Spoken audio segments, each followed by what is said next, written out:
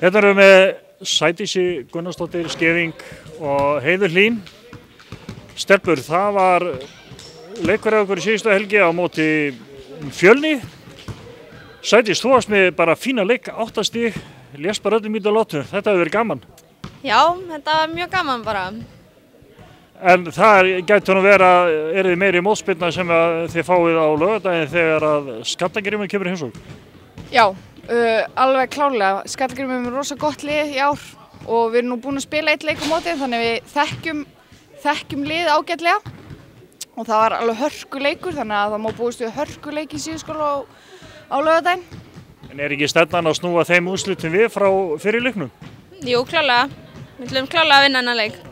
Stelpur, hvað teljið þið, hver er lykillinn að því að ná að skella Skallagrími hérna heima? Bara ef við spilum allar okkar besta leik og spilum saman sem lið, þá eigum við helling í Skallagrím, sko.